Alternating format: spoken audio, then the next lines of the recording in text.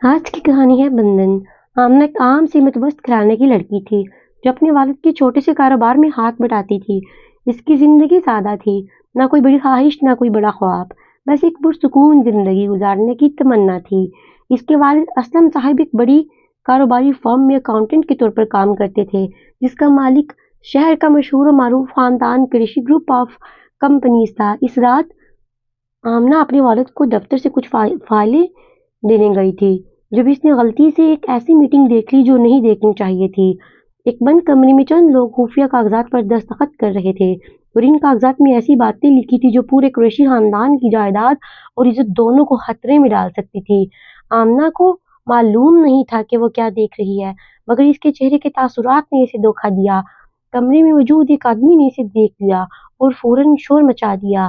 آمنہ خوفزدہ ہو کر بھاگی، مگر اگلے ہی دن اسے پتہ چلا کہ اس کی موجودگی کی خبر خاندان کے سربراہ چودھری ظفر قریشی تک پہنچ چکی ہے۔ چودھری ظفر قریشی کا بیٹا دانیال قریشی، جو خاندان کا واحد وارث تھا، نہایت سخت گیر شخصیت کا مالک تھا، اس معاملے کی تحقیقات کے لیے بلایا گیا۔ دانیال کاروبار میں سخت ماہر اور بے رحم مشہور تھا، مگر خاندان کی عزت اس کے لیے سب سے مقدم چیز تھی۔ اسے بتایا گیا کہ ایک عام لڑکی نے وہ خفیہ معاہدہ دیکھ لیا ہے جس پر پورے خاندان کا مستقبل ٹکا ہوا ہے۔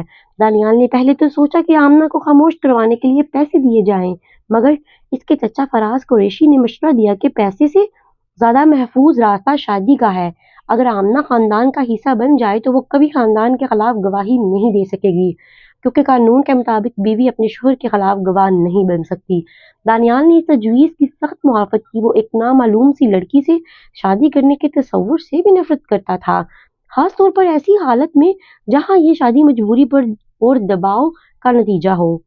مگر چودھری ظفر نے اپنے بیٹے کو صاف الفاظ میں کہہ دیا کہ خاندان کی عزت اور کاروبار کو بچانے کے لیے قربانی دینی ہوگی، چاہے دل مانے یا نہ مانے۔ دوسری طرف آمنہ کے گھر پر بھی دباؤ ڈالا گیا۔ اسلم صاحب کو دھمکی دی گئی کہ اگر ان کی بیٹی نے شادی سے انکار کیا تو ان کی نوکری ہی نہیں بلکہ ان کی جان بھی خطرے میں پڑ سکتی ہے۔ اسلم صاحب مجبور ہو گئے اور آمنہ کے پاس گئے اور روتے ہوئے اسے کہا اور اس کو سارا معاملہ بتایا۔ آمنہ کے پاس اپنے والد کی جان بچانے کے سوا کوئی چارہ نہیں تھا۔ شادی کی تقریب نہایت سادہ اور خاموشی سے ہوئی، نہ کوئی خوشی کا اظہار نہ کوئی جشن۔ آمنہ نے دلہن کے لباس میں کھڑی ہو کر محسوس کیا کہ وہ کسی جیل میں داخل ہو رہی ہے، اور دانیال کے چہرے پر بھی وہی سرد بیزاری تھی، جیسے وہ کسی کاروباری معاہدے پر دستخط کر رہا ہو، کسی زندگی بھر کے رشتے پر نہیں۔ قریشی حویلی میں پہلا مہینہ آمنہ کے لیے کسی امتحان سے کم نہیں تھا۔ دانیال نے اسی سے کوئی بات نہیں کی تھی، اس کے کمرے میں نہ آیا کبھی، اس کی خیریت پوچھی نہ کبھی۔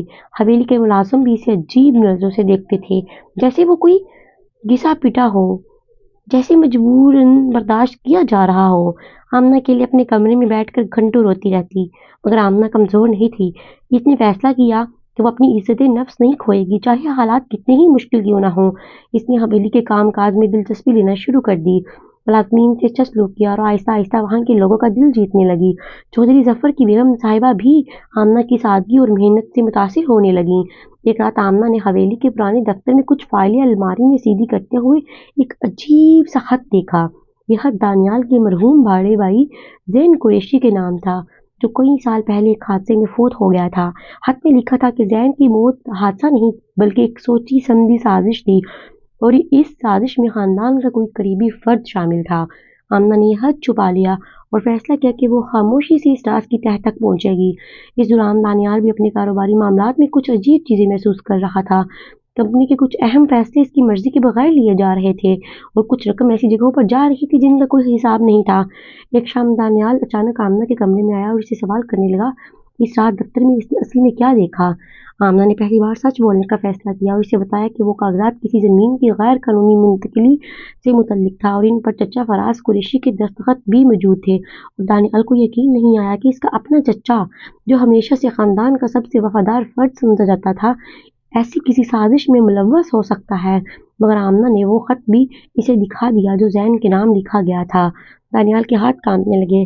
اس کے بھائی کی موت کا معمہ اچانک ایک نئی سمت میں جا رہا تھا۔ दोनों ने मिलकर खुफिया तौर पर तहकीकात शुरू की। आमना की होशियारी और दानियाल के वसाइल ने मिलकर एक ऐसी टीम बनाई जो रातों रात पुराने कागजात, बैंक रिकॉर्ड्स और ज़मीन के कागजात खंगालने लगी। इस अमल में दोनों एक दूसरे के करीब आने लगे। आमना की हिम्मत और दानियाल की संजीदगी ने एक ऐसा इत्तेमाद पैदा किया जो नफरत की जगह लेने लगा। एक रात देर गए तक काम करते हुए दानियाल ने आमना से माफ़ी मांगी कि इसने शुरू में इसके साथ इतना बुरा सलूक किया। आमना ने मुस्कुराकर कहा कि वो समझती है कि हालात ने दोनों को मजबूर किया था। इस रात पहली बार दोनों ने एक दूसरे को इंसानों की तरह देखा था, न कि किसी मजबूरी के रिश्ते में। अब मगर तहकीकात जैसे जैसे आगे बढ़ी खतरा भी बढ़ने लगा। एक रात आमना की गाड़ी के ब्रेक फेल हो गए और वो बाल बाल बची। दानियाल को यकीन हो गया कि कोई अंदर का आदमी इन्हें रोकना चाहता है।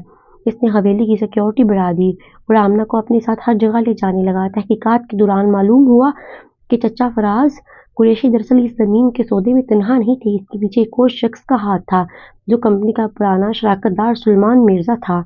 सुलेमान मिर्ज़ा बरसों पहले चौधरी जफर के साथ कारोबार में था। एक मुआहदे में धोखा खाकर अपनी आधी जायदाद गंवा बैठा था और तब से वो इंतकाम की आग में जल रहा था।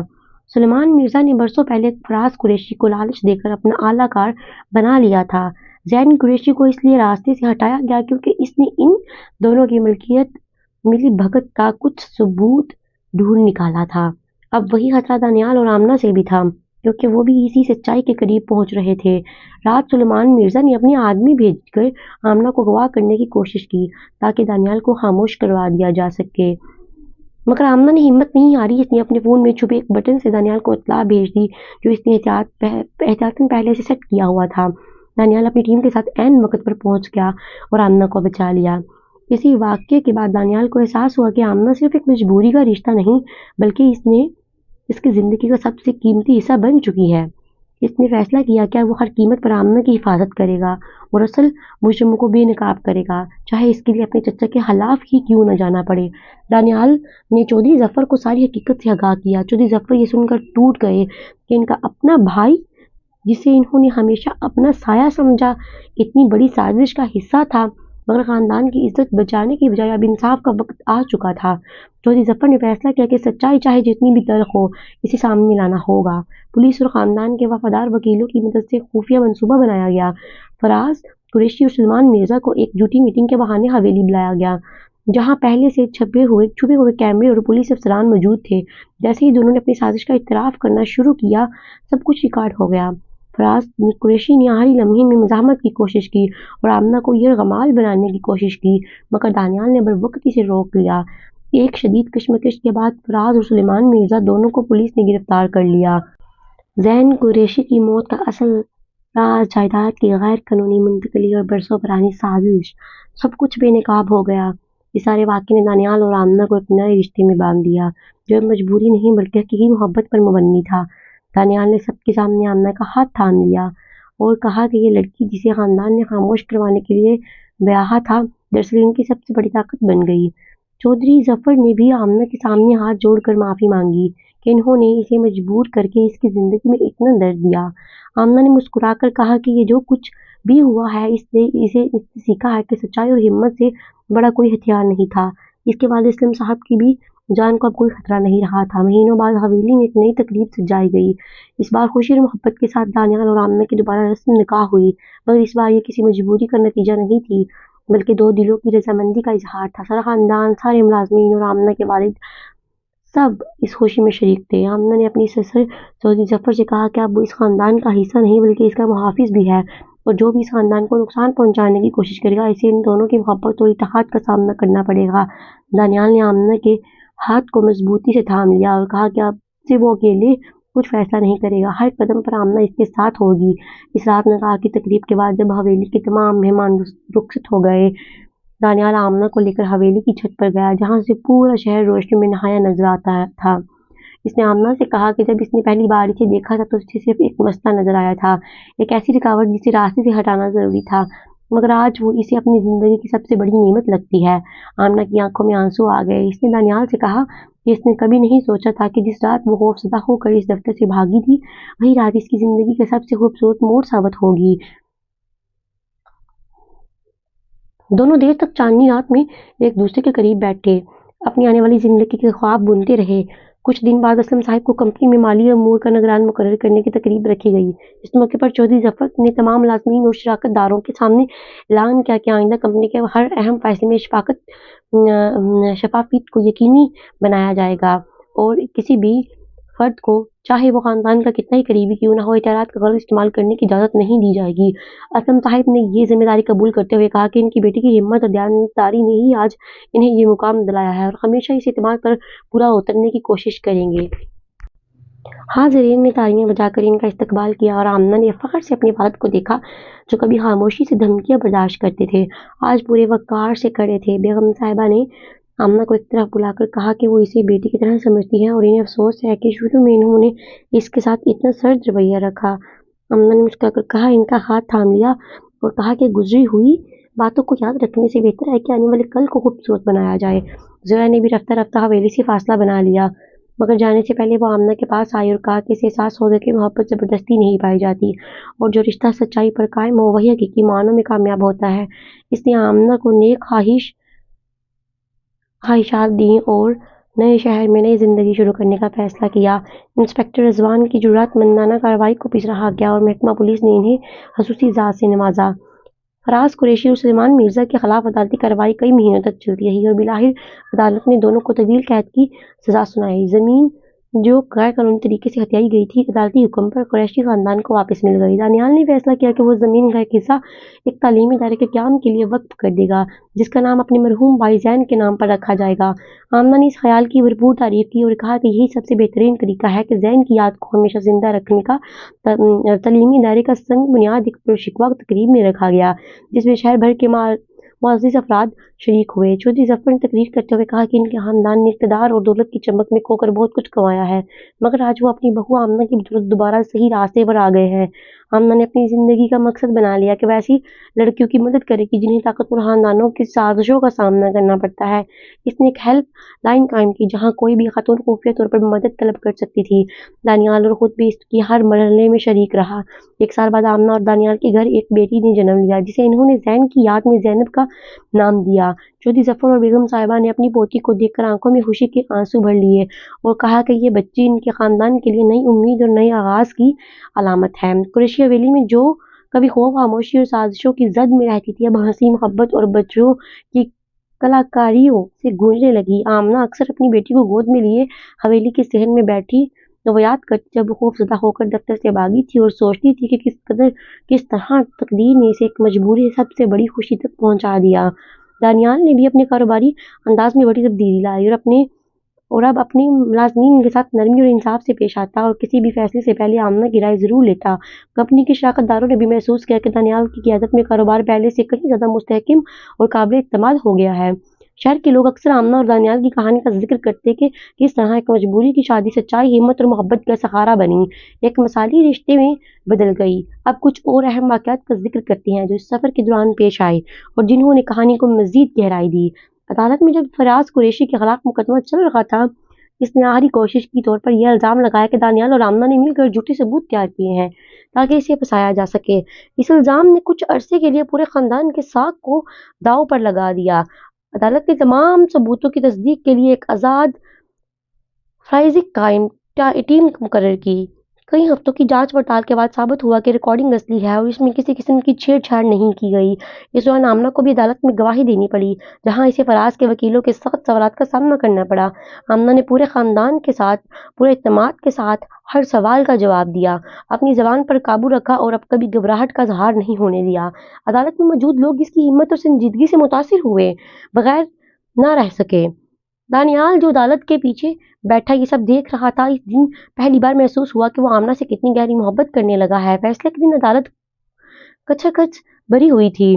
جج نے تمام شواہد کا جائزہ لینے کے بعد فراز قریشی اور سلیمان مرزا دونوں کو قتل کی سازش، جعل سازی اور غیر قانونی زمین کی منتقلی کے الزامات میں قصوروار قرار دیا۔ عدالت نے فراز قریشی کو 20 سال قید اور سلیمان مرزا کو 25 سال قید کی سزا سنائی۔ فیصلہ سنتے ہوئے حویلی کے تمام افراد کی آنکھوں میں محلول جذبات تھے، دکھ بھی اور سکون بھی۔ اس فیصلے کے بعد میڈیا میں بھی یہ کیس کافی مشہور ہوا۔ کئی صحافیوں نے آمنہ اور دانیال سے انٹرویو کی درخواست کی، مگر دونوں نے فیصلہ کیا کہ وہ اپنی نجی زندگی کو عوامی نمائش سے دور رکھیں گے۔ صرف ایک مختصر بیان جاری کیا کہ جس میں کہا گیا کہ انصاف کی فتح ہوئی اور اب خاندان اپنی زندگی کو نئے سرے سے شروع کرنا چاہتا ہے۔ اسی دوران ایک اور اہم موڑ آیا جب پرانے ملازم کریم کا کردار سامنے آیا، جسے فراز قریشی نے ذہن کی گاڑی کے بریک خراب کرنے کے لیے استعمال کیا تھا۔ کریم نے عدالت میں گواہی دیتے ہوئے بتایا کہ اس وقت شدید دباؤ اور مالی مجبوری کے تحت یہ کام کرنا پڑا اور برسوں سے وہ اس گناہ کے بوجھ تلے دبا ہوا تھا۔ آمنہ نے کریم کی حالت دیکھ کر دانیال سے کہا کہ شاید وہ بھی اس سازش کا ایک اور شکار تھا، طاقتور لوگوں کے ہاتھوں مجبور کیا گیا۔ ایک عام آدمی دانیال نے عدالت میں کریم کے لیے نرمی کی درخواست کی اور عدالت نے اس کی مکمل مداحمت اور تعاون کو مد نظر رکھتے ہوئے اسے کم سزا سنائی۔ اس واقعے نے آمنہ اور دانیال کو ایک نیا سبق سکھایا کہ سازشوں کے پیچھے اکثر ایسے لوگ بھی ہوتے ہیں جو خود مجبوری کا شکار ہوتے ہیں، اور انصاف کا مطلب صرف سزا سنانا نہیں ہوتا بلکہ حالات کو سمجھنا بھی ہے۔ انہوں نے کریم کے خاندان کی مالی امداد کرنے کا بھی فیصلہ کیا تاکہ وہ دوبارہ عزت کی زندگی گزار سکے۔ کہانی کے آخری حصے میں چودھری ظفر نے ایک بڑی تقریب میں اعلان کیا کہ وہ اب کاروبار کی مکمل ذمہ داری دانیال کے سپرد کر رہے ہیں اور آمنہ کو کمپنی کی سماجی بہبود کے شعبے کی سربراہ مقرر کیا جا رہا ہے۔ یہ فیصلہ سن کر پورے خاندان اور ملازمین نے خوشی سے تالیاں بجائیں۔ آمنہ نے اپنی ذمہ داری سنبھالتے ہی کئی فلاحی منصوبے شروع کیے جن میں غریب طلبات کے لیے وظائف، مظلوم خواتین کے لیے قانونی مدد اور دیہی علاقے میں چھوٹے کاروبار شروع کرنے کے لیے قرضے شامل تھے۔ اس کی محنت اور خلوص نے اسے ایسا شہر بھر میں ایک محترم اور قابل تقلید شخصیت بنا دیا۔ دانیال اکثر کہا کرتا تھا کہ اس رات آمنہ اس دفتر میں نہ آئی ہوتی تو شاید وہ کبھی حقیقی محبت کا مطلب نہ سمجھ پاتا۔ وہ سمجھتا تھا کہ زندگی کبھی بھی سب سے تلخ حالات کے ذریعے ہی سب سے خوبصورت تحفے عطا کرتی ہے، اور آمنہ اسی تحفے کا نام تھی۔ برسوں بعد جب زینب بڑی ہوئی اور اپنے والدین کی کہانی سنی تو اس نے حیرت سے پوچھا، کیا واقعی محبت اتنی مشکلات کے بعد بھی اتنی خوبصورت ہو سکتی ہے؟ آمنہ نے مسکرا کر اپنی بیٹی کو گلے لگایا اور کہا کہ سچی محبت کبھی آسان راستے سے نہیں آتی، مگر جب آتی ہے تو ہر مشکل کو مانی دی جاتی ہے۔